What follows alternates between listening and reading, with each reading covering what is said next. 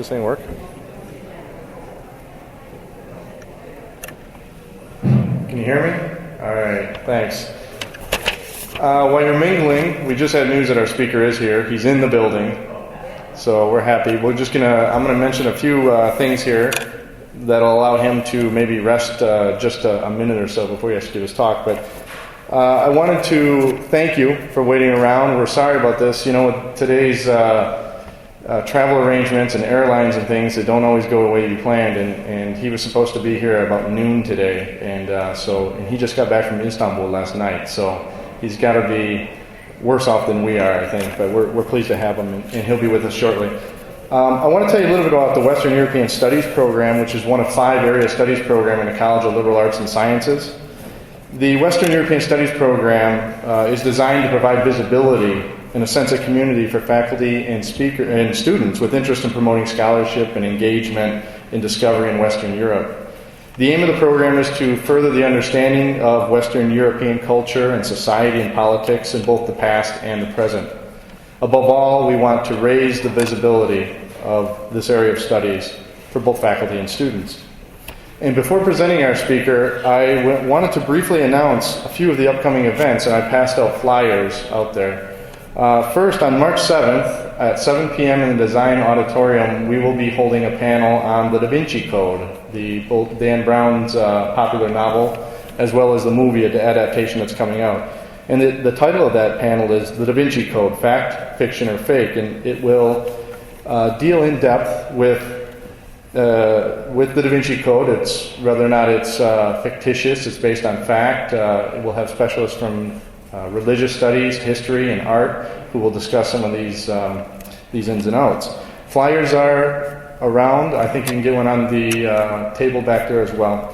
I also wanted to let you know that we have, for the second time in the past 2 years, the second annual undergraduate essay contest for students. The essay topic is open, and it could involve any aspect of contemporary or historical European culture, literature, politics, economics, or philosophy. Essays should be a minimum of 5 type pages. We had some wonderful essays last year. And for those of you who are undergraduate students, we highly encourage you to submit. And you can do that. You can talk to me after the presentation tonight, or you can see the website for the Western European Studies program, and you'll find out how to submit there. We are giving an award for the best essay in the amount of $150. For second place, $100, and for third place, $50. The deadline is April 3rd. For tonight's talk, I also wanted to thank the Turkish Student Association for its generous support, as well as the Committee on Lectures, the Miller Lecture Funds in the College of Liberal Arts and Sciences, the Departments of Foreign Language and Literatures, History, English, Anthropology, Philosophy, Religious Studies, and Political Science. Obviously, a number of departments got together to bring our speaker to you today, and we're very pleased to have their support. Dr. Bülent Alariza is Senior Associate at the Center for Strategic and International Studies, where he established the Turkey Project, which examines Turkey's foreign and domestic policy issues. He is co-director of the Center for Strategic and International Studies, Caspian Sea Energy Project, which studies the transportation of oil and gas from the Caspian region to world markets. Previously, he was a Senior Associate at the Carnegie Endowment for International Peace, and also served as a Turkish Cypriot diplomat in New York and Washington, D.C. Dr. Alariza is a recognized expert on Turkish politics and foreign policy, international relations between Turkey and the wider Turkish world, and the politics and transportation of oil from the ex-Soviet Turkish countries. He has lectured widely in the United States and Turkey. In fact, he just returned last night, and is a frequent commentator in print as well as on TV and radio. His articles and commentaries have appeared in the Washington Post, the New York Times, the International Herald Tribune, the Los Angeles Times, the Christian Science Monitor, and a number of other major U.S. and Turkish publications. He has also made regular appearances on CNN, C-SPAN, and the BBC, as well as numerous other U.S., European, and Turkish media outlets. He has also appeared before the U.S. Congress to discuss Turkey and U.S.-Turkey relations. He holds a degree from the London School of Economics and a doctorate in international relations from the University of Oxford.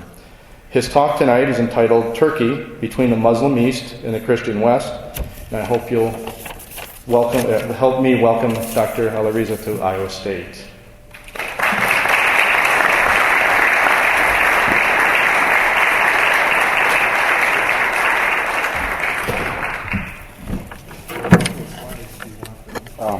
I'm really sorry I'm late.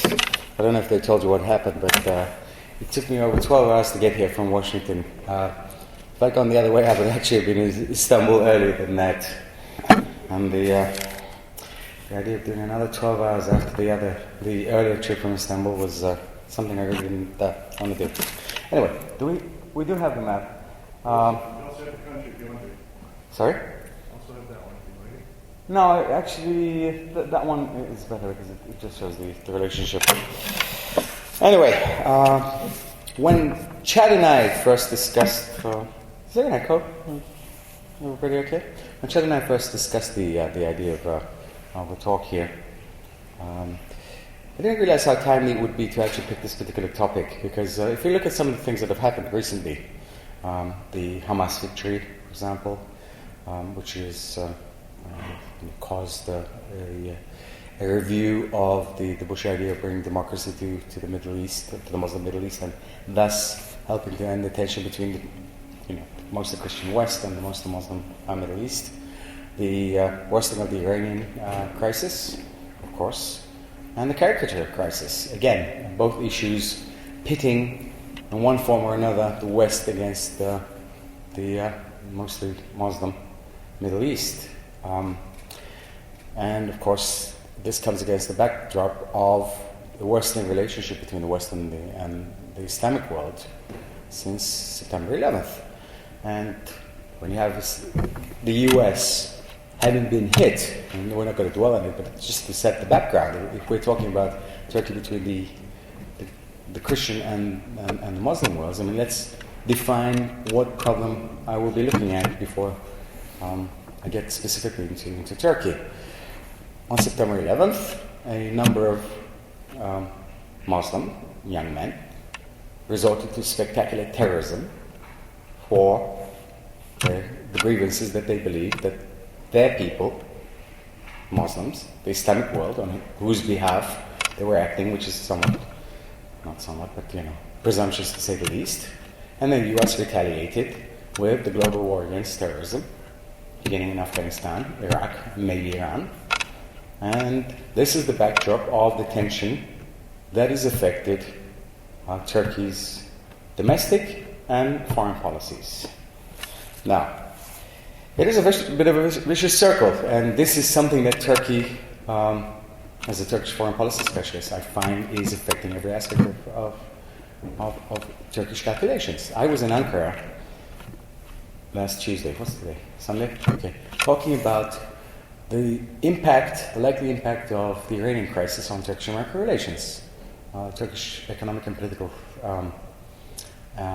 Foundation put together a group of Turkish diplomats, journalists, analysts, and frankly, I predicted that there would be trouble somewhere at some time in the next 3-4 months maximum, involving the US, possibly Israel, taking possible preemptive action against Iran, which will make life very difficult for Turkey. I mean, if you look at the Turkish borders, I don't know how familiar everybody is, but there's Iran, just on the side, and then Iraq and Syria. All three countries not exactly in the good books of the United States, and Turkey is an ally of the United States.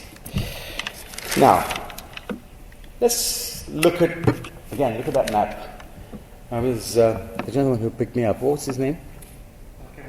Yes. We were talking about how Turkey's on the very fault line between Europe and the Middle East. And what is said about Turkey is that Turkey is east if you come from the west, and west if you come from the east. More often than not, when I land from London in Istanbul, the Iranian jumbo lands. For the Iranians who are landing there with their chadors, Turkey is definitely a Western country. But if you're landing from the West, the exotic covered bazaar, the top covered palace and so on, it lets you know that you're definitely in the East. Now the nice thing about being both is that you can belong to both camps. But that only works if you get on with each other. that the two sides that you're linked to are get on with each other.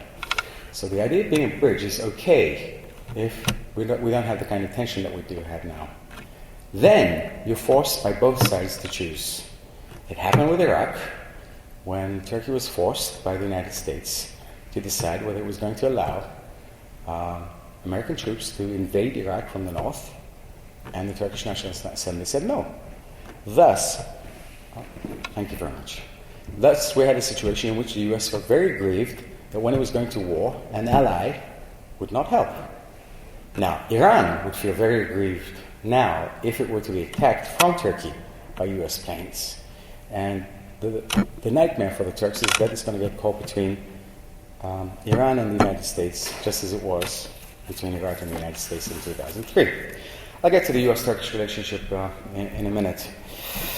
But, I mean, let's look at the history of this country. He could have, Chad could have picked up any country to illustrate. He picked Turkey, he called me, and I'm very happy to be here because I think it's very important for us, those of us who work in Washington, and I've worked there for over 2 decades, to go through the trouble of going outside to try to explain what we talk about anyway in Washington for what it's worth, and also to see, and I'm really looking forward to hearing your reaction to some of the things that we do say.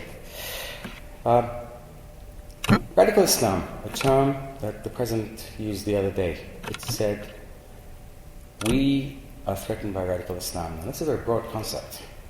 And if you look at the origins of the Turkish relationship with Europe, Western Christendom, if you like, it was as radical Islam. When the Turks came on horseback and marched all the way through, virtually half of Europe to Vienna, they did so as Islamic warriors. The Turks are in origin Central Asians who accepted Islam and then created the Ottoman Empire, and in 1453 took over the then seat of Eastern Christendom, Constantinople, converted it to Istanbul, marched all the way up to Vienna, failed to take it in the 17th century, and then began to retreat into what ultimately remained as the little rump that you see on the map after the First World War. But in the process, something very interesting happened. The Turks began to ask themselves, well, actually they didn't call themselves Turks, let's be careful, they called themselves Ottomans. The young Turks were the ones who tried to convert the Ottoman Empire, but that's a long story and I won't get into it. Unless somebody's interested in the audience, and I see somebody nodding, so obviously somebody's interested in the Young Turk movement. What happened was the Ottomans began to ask themselves the question, why is it that the kuffar, as they call themselves, the heathens, the non-Muslims, the non-believers, the infidels, were beating us? Why are they beating us? Well, they said, well, they're technologically superior. So that forced the Ottoman Empire, or at least some reformers within it, to force through some reforms.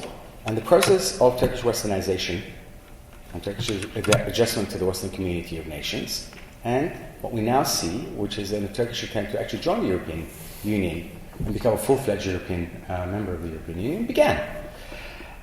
Who picked this up and ran with it? Mustafa Kemal Atatürk.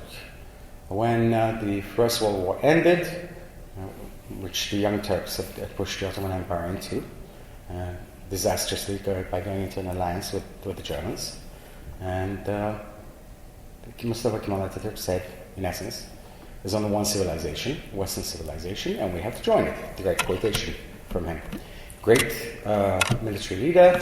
He pushed the occupation forces out of Anatolia, Anatolia being the bulk of the red that you see, which is Asia Minor, and which is Asia as opposed to Europe. And went through with a whole set of reforms to transform Turkey into a Western country. Now, that involved changing the script to the Latin script from Arabic, banning Islamic headgear, closing small Islamic religious schools, and so on. But, longer. He died in 1938. The Republic was created in 1923.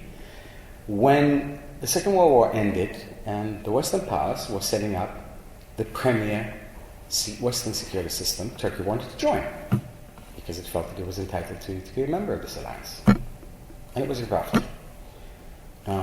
As I did my doctorate on this period, it's really fascinating to see that some of the arguments that are being now used against Turkey as it tries to join the European Union were used to prevent Turkey from joining NATO, such as Turkey is not a part of the Judeo-Christian tradition or civilization. Anyway, cut a very long story short, in 1952, Turkey did join NATO, but not because the Western powers accepted Turkey as a full member of the Western community, but because the US, in particular, wanted Turkey to be part of the Cold War confrontation against the Soviet Union. So what we had from 1952 until the end of the Cold War, with the breakup of the Soviet Union and the disappearance of the Soviet Union and the breakup of the Warsaw Pact, was the issue basically being put to one side. Now, we don't have time to go into it, but that involved the US looking the other way when you had coups in Turkey. Not fighting with Turkey over the Cyprus issue, even though there were strong groups in the US Congress that were saying, pick this issue up. In essence, saying, as long as you provided the real estate for me, I will provide you with lots of money and I will look the other way when you lapse.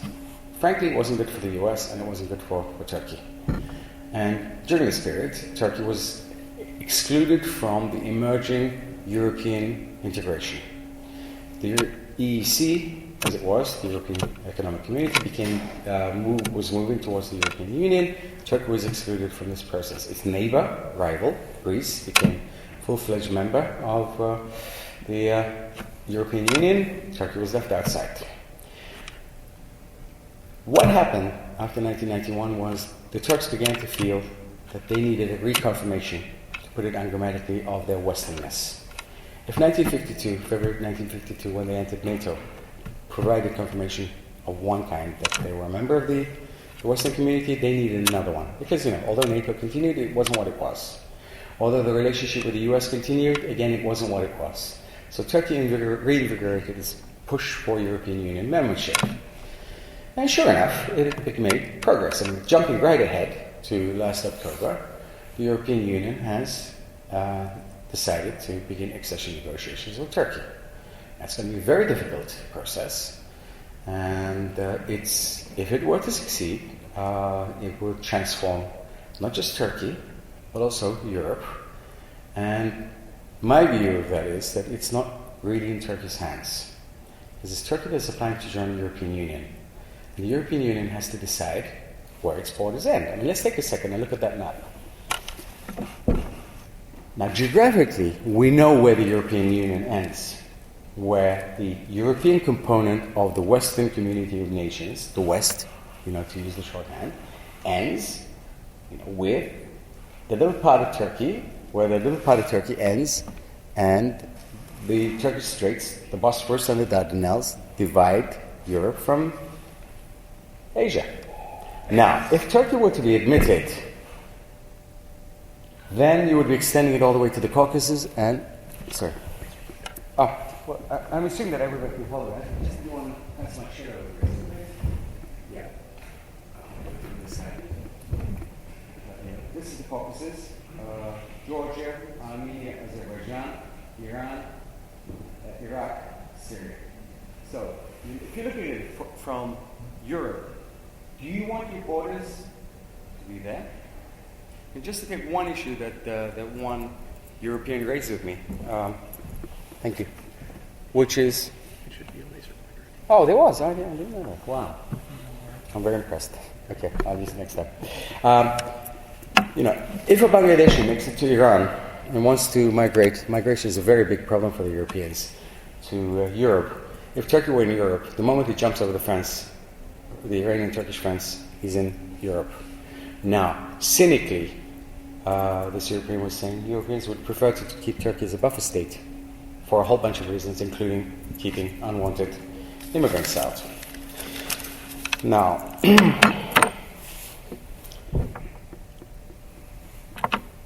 whole bunch of things could keep Turkey out. They've done a lot of things right. What have they done right? They've got reforms to the point They've undertaken the reforms to the point that the European Union has said formally that the Copenhagen political criteria for membership are satisfied. And that was the one requirement for the European Commission to say that it was time for Turkey to begin negotiations. Their economy is improved to the point that you can say that the Maastricht criteria for economic eligibility will be satisfied. Although it's impossible to say at the moment whether the recovery is as solid as has been argued. Now, where could it fail? Before I get to the issue of religion, let's look at the others. It could be Cyprus.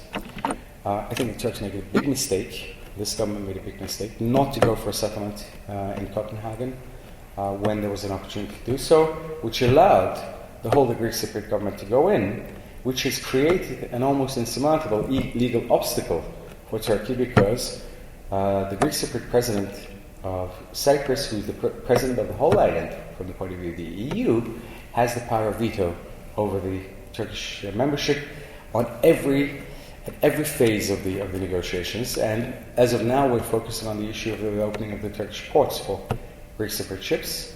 The Turks are saying no, the Europeans are saying you've got to do it, but even if you get over that one, there'll be other issues. The Kurdish issue.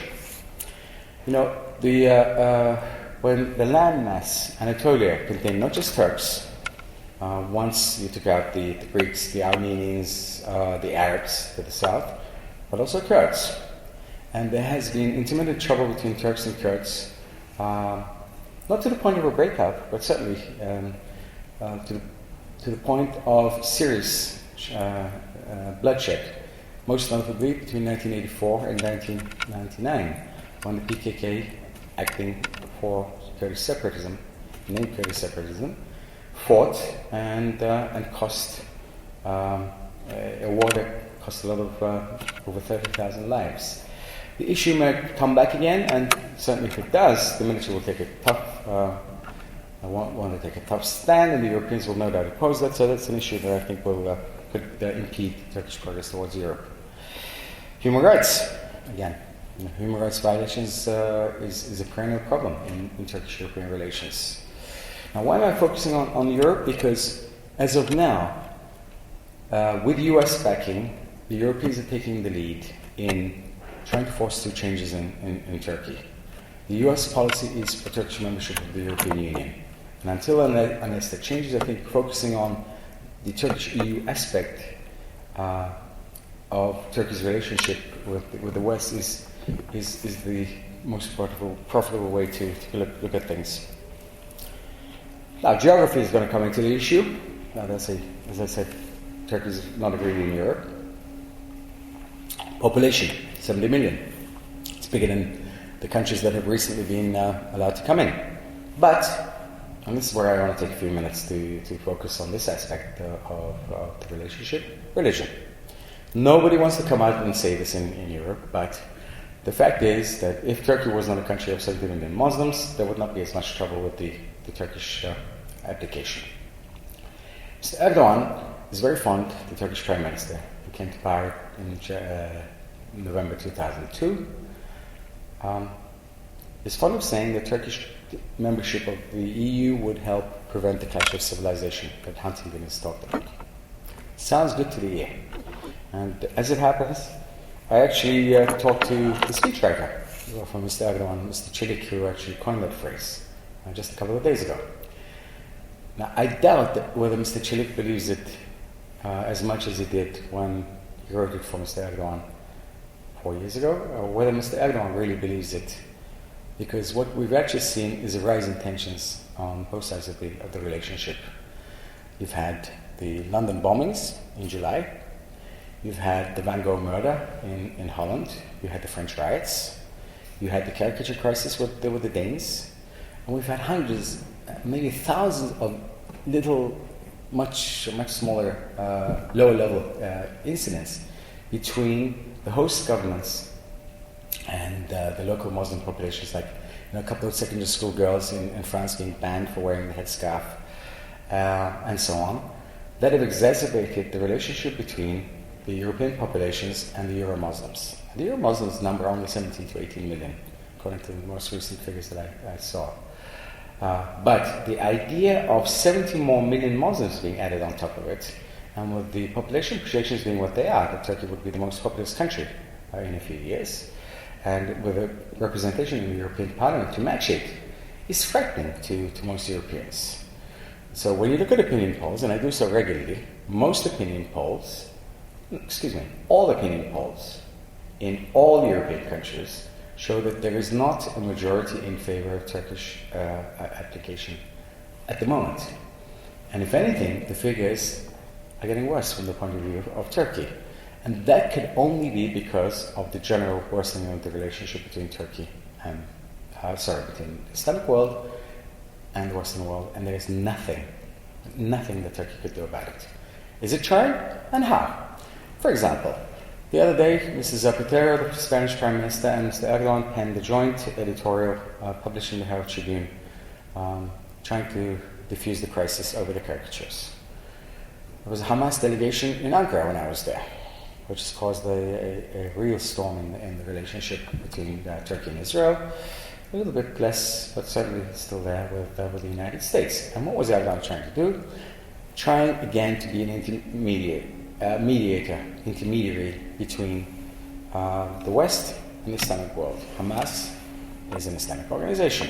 Mr. Erdogan comes from an Islamist background, and he obviously thought that this is where he could show his mettle as the bridge, the model, as it were, and so on.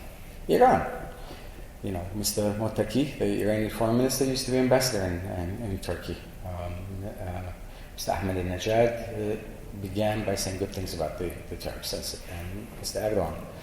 Now the Turks are feeling very uncomfortable that there might be a war. So you may see the Turkish foreign minister going to see Mr. Mottaki.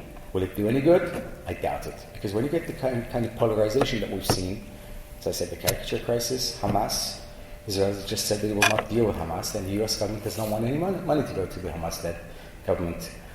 And Iran, it simply doesn't do any good for the Turks to act on their own, and it will not, I think, be able to determine either the shape of Western Islamic relations as it wanted to, but in fact, you may see its aspirations and foreign policy determined by this tension.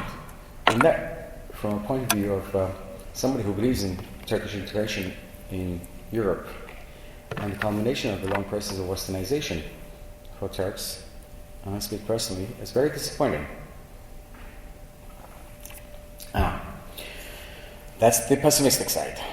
The optimistic side is that the war against terror is, going to fizzle out, and whatever the goals are will be achieved, and all this endless supply of young Muslims willing to kill themselves for goals that I do not share, but seems to drive them to the point of suicide, will be eliminated from the international system, making it much easier for the country right on the fault line to actually finish the process that began 300 years ago. From the US point of view, clearly, having said that wanting Turkey in the EU to be much more firmly anchored to the West is a good goal. But, let's just look at the other side of the coin. There are people in Washington, you may or may not know, who actually want the Turkish experiment to fail. The Turkish experiment of wanting to join the European Union to fail, because then Turkey would be much more amenable to pressuring the Syrians or Iranians. Now, I tend to think that this is very dangerous. It's not good for the US, it's not good for Turkey, and certainly it's not good for international relations.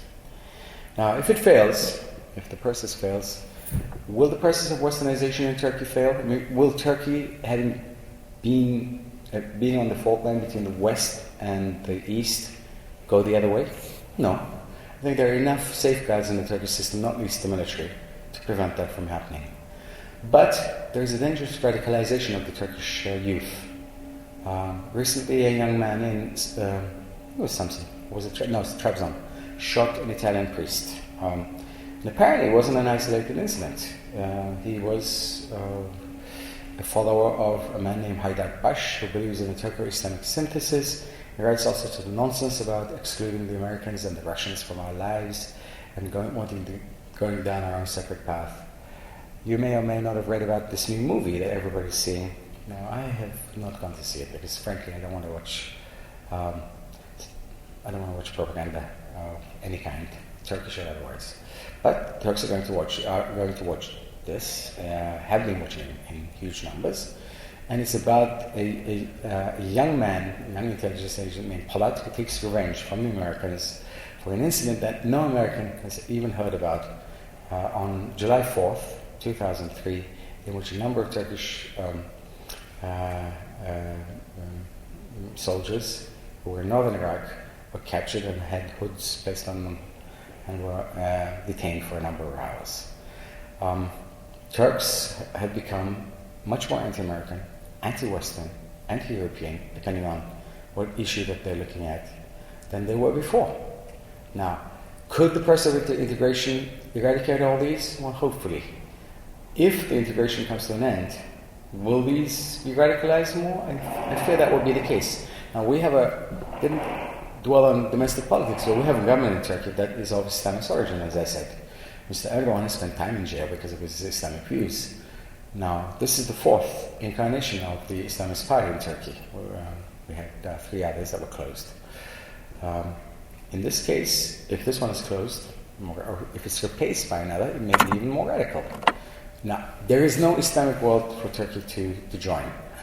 There isn't a single bloc that unites Muslim countries. It isn't a case of leaving NATO and joining an Islamic defense or security organization. But nonetheless, if Turkey is estranged from the West, while trade will continue with Europe, while Turkish Gastarbeiters will still be in Germany, maybe Turkey might even stay in NATO, it may seek stronger links with Muslim and other Turkish countries. I think the most important thing over the Turkish failure of the Turkish experiment will be the message it will send to the Islamic world. That, frankly, you don't belong. The us and them problem that is emerging more and more in international relations, including, for example, the statement of President Bush when he said, we have to fight them in Afghanistan and Iraq, so we won't fight them here. Now, once you get to that situation where you're talking about us and them, it becomes very difficult to prevent polarization.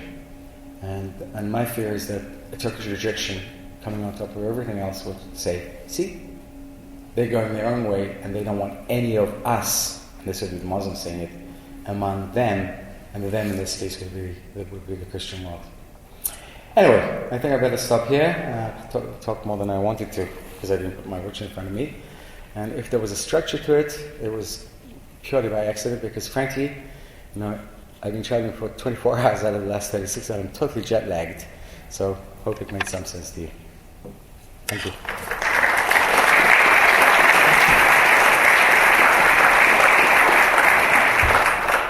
If anyone would like to ask any questions or offer any comments, please. Negative or otherwise, I'd love to. I must have said some things that must have offended some people. I'd love to hear them. Please. Will you take the questions or should I just dive into it? Please, please. Sir. Dr. Alawi, you mentioned the David Carrington and the controversy about how they play in Turkey. We haven't had demonstrations in Turkey yet. And it's funny. It's occurring. Some of them are occurring in countries where you expect them to. Pakistan, for example. But also where you don't. Libya.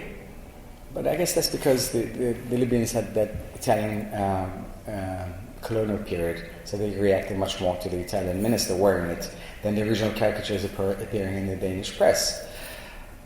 So far, there hasn't been a demonstration, but the press comment, the TV comment, and Turks argue ad nauseum on the TV station. There are chat shows that go on until 2 or 3 o'clock in the morning, and people have been talking about this. And the Islamic view of this is that it's very offensive, and it's very much part and parcel of the Western view of, as I said, us. Please, sir. What's your prediction about what's going to happen with Cyprus? 1992, when I was at the Carnegie Endowment, I wrote a paper, manuscript, which is entitled Cyprus, Moving Towards a Solution.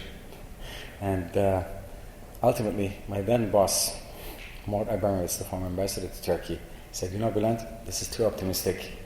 Let's hold it. And it was the wisest thing that could have been done with that manuscript because it was too optimistic. The safest bet is to predict that there will not be a settlement. Now, I was a passionate supporter of the Annan Plan. I was born in Cyprus but raised in London. And I believe that was a good opportunity for a settlement. It didn't work. The Turks said yes. Although I think the Justice and Development Party, Mr. Erdogan, distracted by Iraq, did not get to the current position that it holds on Cyprus early enough to force the settlement, and it will pay the price in the EU. I don't expect much movement because I think the position of the Greek Cypriots inside the EU has buttressed their diplomatic abilities to make life difficult for the Turkish Cypriots on one side and Turkey and the EU on the other. As for the Turkish Cypriots, they are the smallest of all the actors involved, and they're not in a position to change the agenda. Turkey needs to do just enough, from its point of view, to move forward the EU process without giving its opponents ammunition to say that you're selling, quote unquote, selling Cyprus out. Greece, there's an interesting development. Dora Bakoyannis, the daughter of the former Prime Minister Mitsotakis, is very much in favor of a negotiated settlement, has replaced the dour and rather negative Mr. Moliviatis during the past week. Maybe that will push things along, but on Cyprus, best bet, nothing will happen, I'm afraid.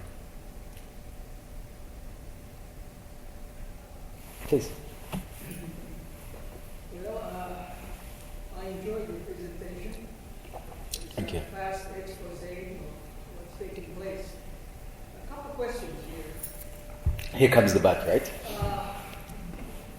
Since there are real problems in Turkey joining the European Union, short of losing its identity, why doesn't Turkey, the people in power, Erdogan, top of it all, turn eastward and southward and try to develop working relations With? with the Middle East, with the Muslim countries, Syria, Iraq, Iran, Jordan, and the rest.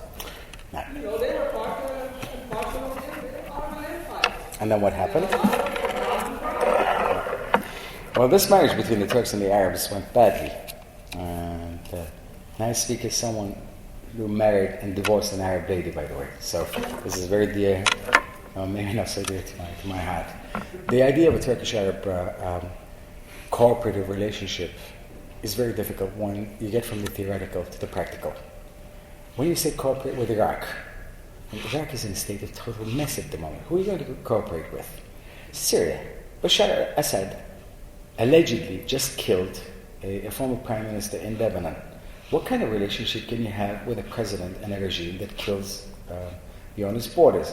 Ahmadinejad is one of the wildest presidents I think the world has ever seen, even if his policy may be justified.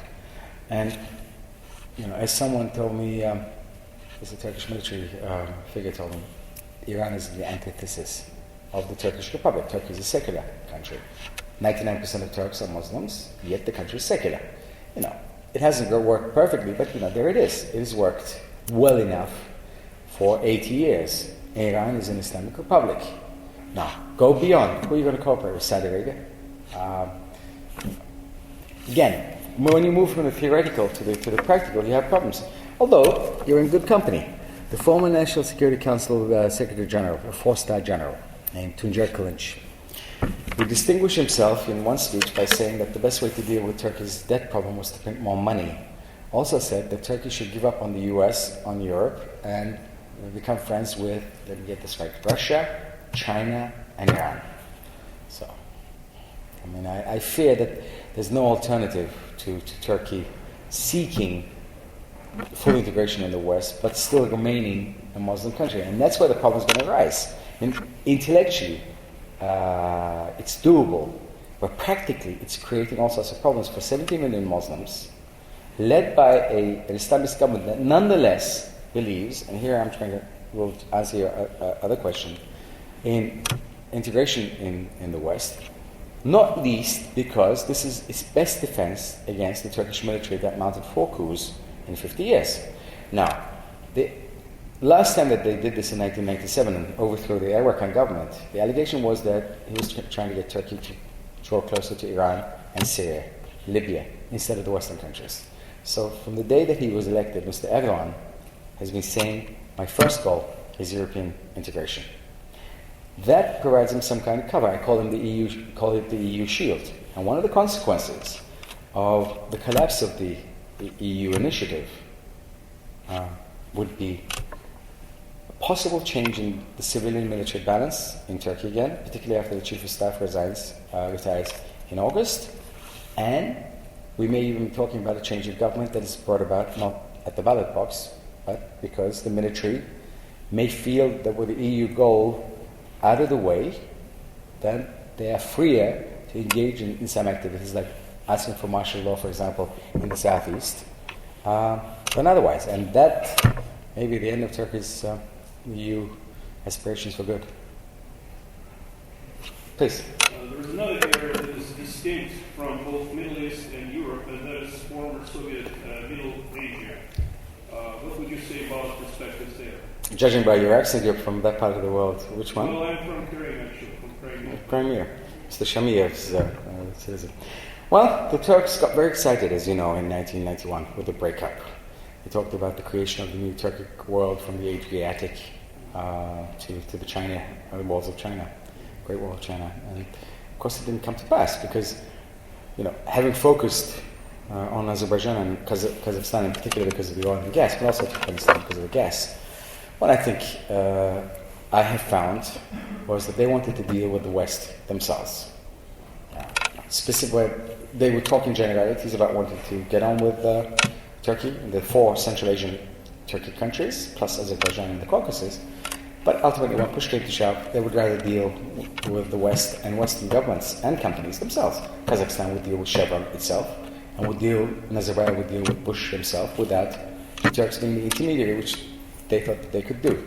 Going beyond that, if we look at the trade, it's minimal compared to the Turkish-Russian trade. Turkish-Russian trade has exploded because the 2 economies are complementary. And what a paradox that is given the number of wars that the Russians and the Turks have fought in the past. In the Caucasus, you don't really have a Russian-Turkish confrontation. What you've in fact had is American-Russian confrontation, in which, if anything, the Turks have been closer to the Russians than to the Americans. Again, without getting bogged down in it, because it's such a esoteric subject with lots of figures. You also have a situation in which the Turks, having cooperated with the US in the creation of a non-Russian, non-Iranian pipeline to get Caspian oil to markets, the Baku-Tbilisi-Ceyhan pipeline, now have become almost totally dependent on Russian gas.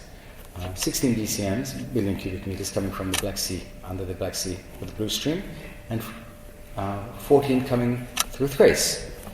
30 billion cubic meters of Russian gas makes you very dependent on Russia. So Turkey's ability to create a separate energy policy, not subject to Mr. Putin, and not subject to Mr. Miller of Gazprom, is going to be that much more difficult. So I think if we look at the area, not the old model of Turkey weaning the newly independent countries away from Russia, but if anything, cooperating much more closely with Russia in these countries. Although that's what the lecture on its own, Frank. Please. If you could set the policy, what measures would you pursue to ensure a greater likelihood of Turkey being admitted to the European Union?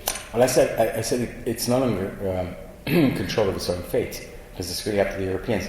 And I neglect to mention that the French and the Austrians have now mandated referenda on Turkish membership. So even if everything goes well, all the chapters are concluded, let's say in the next decade, it still has to pass referenda in France and Austria. And as of now, I bet against it. So maybe things will change. Now, they can do some things wrong to make it easy for the to answer your question in a different way, to make it easy for the Europeans to say no. So, martial law in the southeast, outright coup. I don't know, non-cooperation in Cyprus, certainly not opening the ports would be one. Massive human rights violations. All this would effectively close the door to EU membership. But if they don't do those, and they do everything right, and the economy goes right, they still cannot guarantee membership, because ultimately Europe has to decide whether its borders are going to end where they are or they're not. And that issue will have to be debated within European governments, among European governments, but above all by the European public. So at some stage the European public has to say, yes, we accept our borders going all the way to Iran, yes, we accept 70 million Muslims, and yes, Turkey, which we've always regarded as the other, is now one of us. Are we there now? No. Do I think we'll get there? I used to, but I'm more pessimistic than I used to be. Please. Is the Turkish military developing in certain ways, or is it still just the defender of Kemalist orthodoxy that it's been for centuries? Well, what does Kemalist orthodoxy mean? In Turkey, the military came before the state. The War of Independence was fought by a general heading a renegade army, as it was initially seen by the Ottoman Sultan, defeating the Allied powers and the Greeks who were occupying most of Western Turkey, and then setting up the state. And the first president of the state, he took off his uniform, was Kemal Atatürk. So, the Turkish military, having created the state, has then taken it upon itself to exercise the right to protect it in 1960, 1971, 1980, 1997. So, we've had a situation in which the Turkish military has exercised its right of protecting the state. Now, the question is over the criteria that it is employed. When, for 4 Turkish generals, or 5, as it was in 1980, to decide this is the time to do it, frankly, is a negation of all democratic principles. And if there's a coup ever again in Turkey, then Turkey will never become part of the EU. Now, the question is, will the US, the Europeans will certainly not deal with a post-coup Turkey. Will the US? My suspicion is yes. Because it may even be more amenable, as I suggested in my presentation, to some of what the neocons want than Turkey currently is. Have we got to a point where they're moving away from Kemalist orthodoxy? If you look at the current Chief of Staff, Öztürk, yes. But if we look at what Mr. Büyükanıt, the likely Chief of Staff from August, has been saying, no. I once visited the Minister of Defense in Ankara. He sits in the Chief of Staff's compound. He's rather isolated. Everybody else is in uniform. He just has a few people working with him. And the protocol has him walking behind the Chief of Staff. The day that changes, then I think Turkey will have become a Western country. Could it go the way of Greece and Spain and Portugal, where military establishments that were once powerful have gone? That's the bet of people who actually want Turkey's EU membership, so that the process of Westernization will eradicate the danger of military dictatorship. The military has been arguing otherwise, that in fact Turkey ought to curb its European enthusiasm because too many things are going to be given away. And that's the tension that we see in Turkish society that I haven't had time to go into. Anybody else? At the back, please. I have 2 questions. Please. What differentiates Turkish Muslims, Turkish? Turkish Muslims, or the Muslims in Turkey, From? from the other Muslims in other countries? Good question. My second question, based on this, why should the European Union accept Turkey? Why should? European Union accept Turkey to be a member of the organization? It doesn't have to. Okay. That one's easy to answer. I make the case for the EU accepting Turkey, right? You want me to explain? In Europe, the consumers, the public opinion say that one should accept Turkey. Okay. Best answer to that, and before you go to your other 2 questions, is For example, Chirac, Schroeder, Berlusconi, Blair, I will need to repeat what they've been saying. And they seem to be saying what Erdogan has been saying from the other side of the fence, that Turkey will provide geostrategic reach for the European Union. It would help for Europe to reach out to the Islamic world. That Turkey, the young Turkish labor force, will help Europe at a time when its population has been getting older. Its market, it will expand European markets and thus enhance overall European economic performance. Now, this is what the current leadership, what Schroeder's gone, what the other three have been saying. A new breed of European leaders, Merkel, Sarkozy, have been saying otherwise. Schüssel, the current president, the Prime Minister of Austria, who's the current president of the EU, says otherwise. Mr. Bolkestein, the former commissioner from Austria, used to say, we need another war to protect, like we protected Vienna, to keep the Turks out. So, there are both sides of this argument, and I fear that those who say it should not be accepted are gaining ground in Europe. So, to answer your question, those who say it should be accepted may be losing strength now. The first question is really fascinating. There is a Turkish variation. There are variations on Islam that are not really understood in Europe. There is an Anatolian, more tolerant form of Islam with different, with an Alawite. I've got to be careful here. What the Alawite regime in Syria is Alawite, and what the Turks call Alawi are in fact straight Shia, Orthodox Shia. But anyway, the Alawis of Turkey tend to be much more tolerant than doctrinaire Sunnis. Mr. Erdogan himself, for example, is a doctrinaire Sunni whose wife doesn't cover, like others do, but every strand of hair is covered, long dress. So it's a very orthodox form of Islam. So what we may be seeing in Turkey is a reversion to a more orthodox form of Islam that is closer to what you see with the Salafis in Saudi Arabia and Kuwait. And that is a negation and a drift away from the more tolerant form of Islam that Turkey had. Now, ideally, what you would have is a Turkey that joins the European Union, in which you have a synthesis between Eastern Islamic origins and Western principles that make Western society what it is. But instead, what we're seeing is a very doctrinaire Islamist prime minister heading the process of European integration. And frankly, when the Europeans look at Mr. Erdogan, and I have no animus against him, I've hosted him at CSIS before he was elected, and I understand why he came to power. It was the corruption of the others and mismanagement of the others. But nonetheless, it has to be said that when the Europeans look at Mr. Erdogan and his wife, what they see is something that they don't want in Europe. So maybe if it was a different form of Islam, it might have been easier. You had two other questions, but very quickly, because I think somebody else had their hands up. What were the other two? That was it? Okay. Yes, please. There's a Bible quote in Turkey that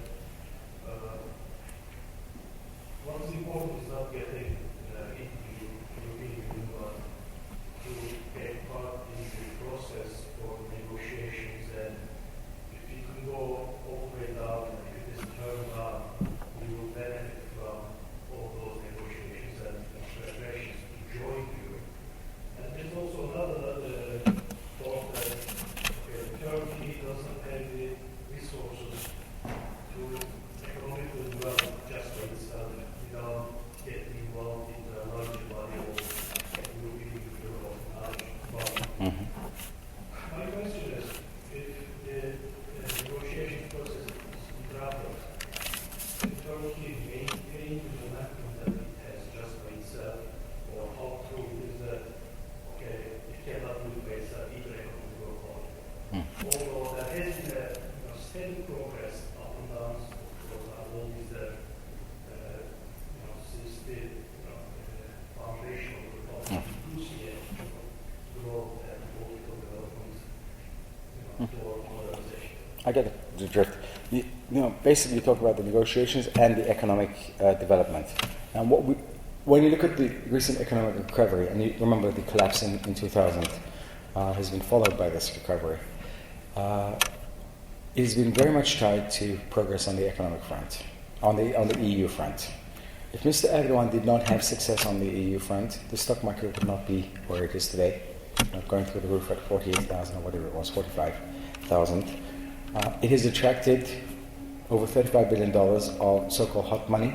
The traders in London have been directing it into Turkey.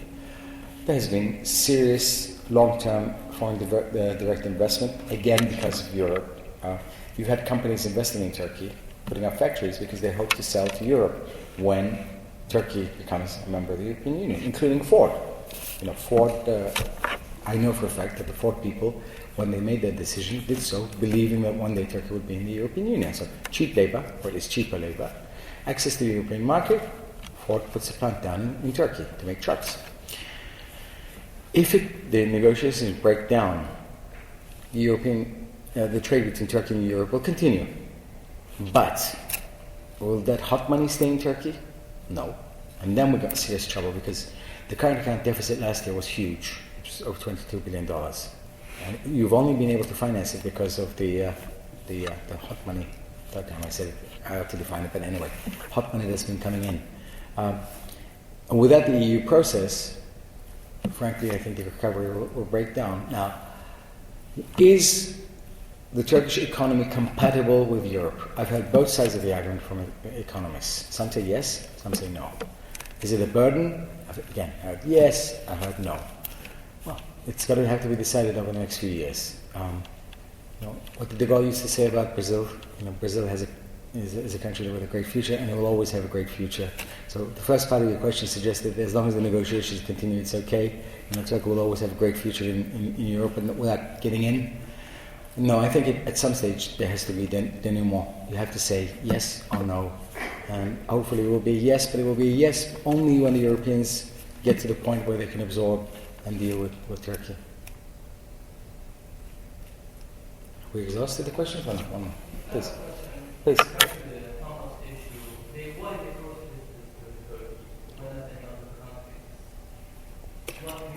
Why did Michel go, or why did the Turks allow Michel to come? Well, it's a good question. Well, it was actually set up by Mr. Davutoglu, the chief advisor to Mr. Gül. Mr. Davutoglu has good links with Syria. He helped set up that meeting between Erdogan and Bashar. And apparently he wanted Michel to come rather than Haniya or Zohar from the Hamas leadership. There's also a practical reason that I heard when I was in Ankara, because you needed the permission of the Israelis for them to leave, to come from there, even if you were to send a private plane. Whereas Michel got onto a plane, either Syrian Air or Turkish Airlines, and flew from Damascus to Istanbul and then came down to Ankara. But the Turks did not think this one through. Erdogan did not meet them. They came. Michel certainly expected to see Erdogan, but Erdogan shied away from meeting him. They met foreign ministry people, and then they met people at the party. But when Michel was doing his press conference at the party, they covered up the party logo as if they were embarrassed that Michel was there. This was offensive. If you're going to do it properly.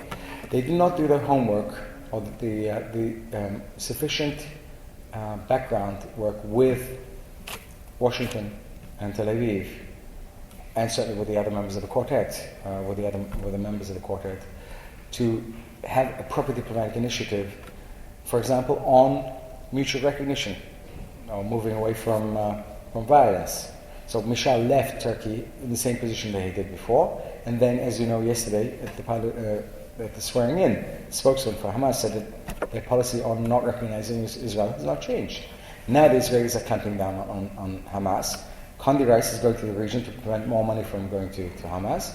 Turks, having made this gesture, are much more exposed than they were before. In fact, if I were doing this, I would have let the delegation go to Moscow first, headed by their prime minister, let the Russians take the diplomatic front, and then have them come down to Ankara. again, this issue, and I dwelt on it a little bit because I was covering it and following it in Ankara, exemplifies the difficulties of being on the sport line. Yeah, they want to deal with Hamas, but they also have to take into account Western reaction. That includes Israeli reaction. Because Mr. Erdogan has been at pains to fix the relationship with the US that was damaged in 2003. It's not easy being a Turkish leader. Anybody else? Is there? Are you putting on? No. If there's nobody else, I'll take one second question. But otherwise, go ahead. I thought maybe you would shed some light on the Kurdish issue. Now, we heard recently that the Kurdish language is being allowed now in schools. Sure. The law was passed. Theoretically, yes, but this goes on. Leading to some sort of autonomy for a Kurdish state within Anatolia, ever. Well, I should never say never, but this is a casus belli for the Turkish military, and it would be a war that would not be fought against for the outside, but it would be fought within. They did it between 1984 and 1999. It was extremely costly. But the Turkish military was willing to destroy villages and kill a lot of people and lose a lot of people to keep Turkey as a unitary state. I'll give you an example. The mayor of Diyarbakir, the biggest Kurdish city, came to Washington just last week, the week before. Now, I was contacted whether I would be willing to host him. As it happens, on the day that he wanted to come and speak, I was leaving for Ankara. So I could not host him. Brookings did. Not only has Brookings been attacked by the foreign minister and the establishment, but the prime minister has retaliated for the deputy director of Southern Europe at the State Department meeting Biden at his hotel by withdrawing the Ministry of Defense from the American-Turkish Council meeting at the end of March, and he always comes, and refusing to go himself to the US-sponsored conference on democracy in the Middle East in Qatar that Condi Rice and Karen Hughes are going to. So on this issue, there's almost no give. Now, Mr. Erdogan is married to a woman from Siirt. She's actually an ethnic Arab rather than a Kurd, but Siirt is in the Kurdish area. He has many Kurds in his entourage, Cüneyt Zapsu, Ömer Çelik, Egemen Bağış, Migran Gülfrat, and so on. And he wants to move on this issue. And of course, Mujahid Aslan and his father are very close to him. And he talked about how there was a Kurdish problem, and then the military went on him and he backed off. So I fear this issue is going to get worse again. I think there are going to be lots of bombings this summer in the big cities as well as in the southeast. I think the fact that they have a rear base in northern Iraq, the US has not moved down, is going to allow them to actually make life very difficult for the Turks. But the Turkish military may actually take advantage of that to weaken the government. So, there is somebody in the back. Yeah. As you know, there is currently some kind of crisis about the nuclear plant in Iran. So, since you are from around Washington, kind of. Around? I actually live in Washington. Yeah. So, like the Iraq situation, are they going to actually the United States government is going to ask some specific thing from person Iran or?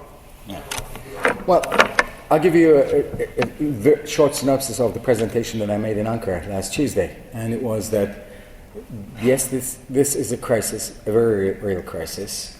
It's got similarities to the Iraq crisis, and I read as evidence of this the question that Jim Lehrer asked on his show to Cheney, in which he specifically said, "Mr. Vice President, there are similarities between this and Iraq, isn't there?"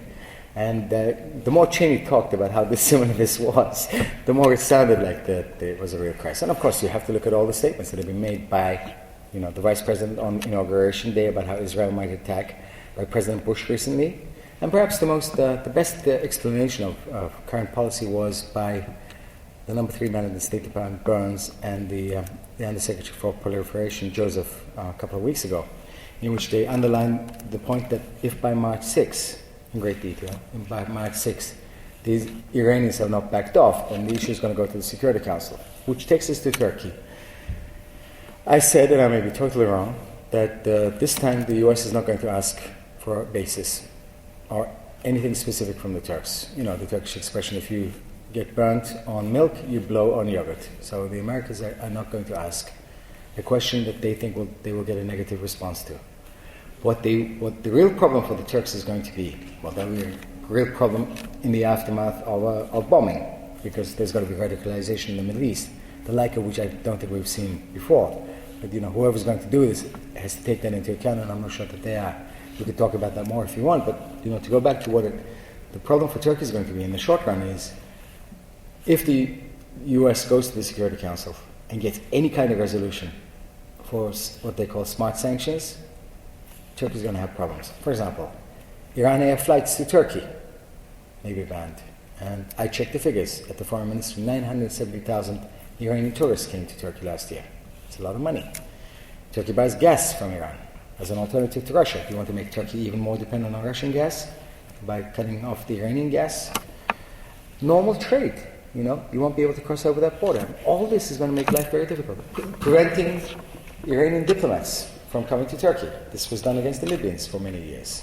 This is the kind of thing that's going to make life very difficult for the Turks. And because of the Hamas issue, now Israel and its friends are on guard to prevent, if possible, any Turkish initiative towards Iran. So Turkish diplomacy is somewhat squeezed. I think we're done. All right. Well, thank you very much for braving the cold and having the patience to stay with us tonight from the unforeseen travel delays. And again, please help me thank Dr. Reed for an interesting and informative presentation. and thank you. And let me thank all of you for A, forgiving me for coming so late, and B, for saying that you actually thought that I made sense, even though I'm totally jet lagged.